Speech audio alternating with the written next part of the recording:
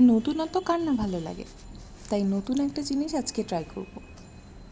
হ্যাঁ, ঠিক দেখতে পাচ্ছেন, কলার মোচা নিয়ে বসেছি আজকে। অনেকের কাছে শুনে শুনে আমারও রান্না করতে ইচ্ছে হলো। গ্রাম থেকে খালামণি নিজের গাছের মোচা পাঠিয়েছে কেটে। মোচা থেকে মোচার ফুলগুলোকে আলাদা করে নিব।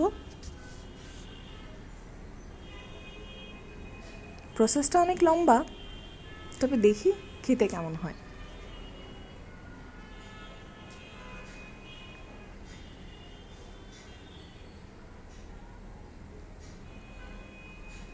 ফুলগুলোকে সব ছাড়িয়ে নেওয়া হয়ে গেলে ফুলের ভেতরে শক্ত একটা জিনিস থাকে, ওইটা পরিষ্কার করে নিতে হয়। প্রত্যেকটা ফুলের মধ্যে থেকে এটা খুব সতর্কতার সাথে ভালোভাবে পরিষ্কার করে নিতে হবে।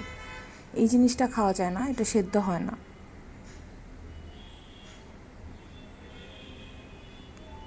আমার অনেকটা সময় পার হয়ে গেছে এই ফুলগুলো পরিষ্কার করতে করতে, কিন্তু তাও কি করব, শখের জিনিস, কষ্ট তো একটু করতেই হবে।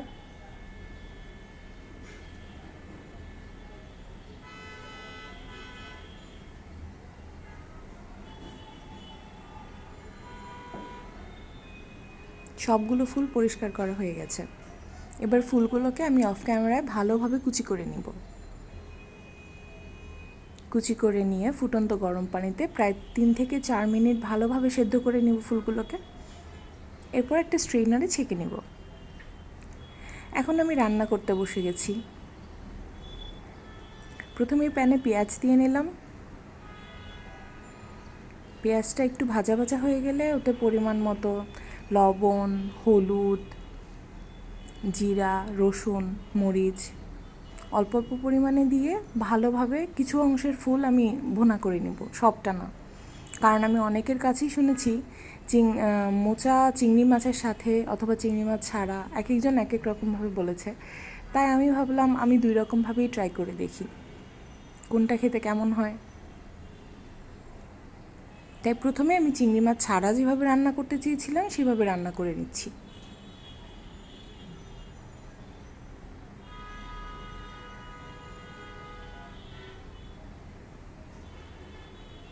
একটু সময় নিয়ে ভালোভাবে কষিয়ে রান্না করেছি, কালারটা কিন্তু খুব ভালো লাগছে। এরপর আবারও প্যানে আমি পেঁয়াজ দিয়ে নিলাম। এবার সাথে চিংড়ি মাছ দিয়েছি। চিংড়ি মাছটা ফ্রোজেন করা ছিল, তাই তেলে দিয়ে দিয়েছি। বরফটা ছাড়াতে একটু সময় লাগবে। পেঁয়াজটা ভাজা ভাজা হয়ে গেলে আবারও আমি পরিমাণ মতো লবণ, হলুদ, জিরা, মরিচ, খানিকটা রসুন পরিমাণ মতো দিয়ে নেব। এরপর আবারও মশলাটাকে খুব ভালোভাবে ভুনে নেব।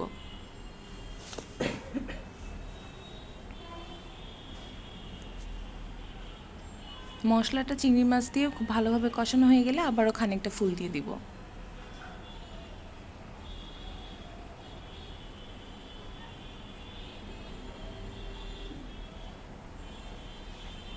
ফুল দিয়ে নেড়েচেড়ে আবারও কষিয়ে নিচ্ছি।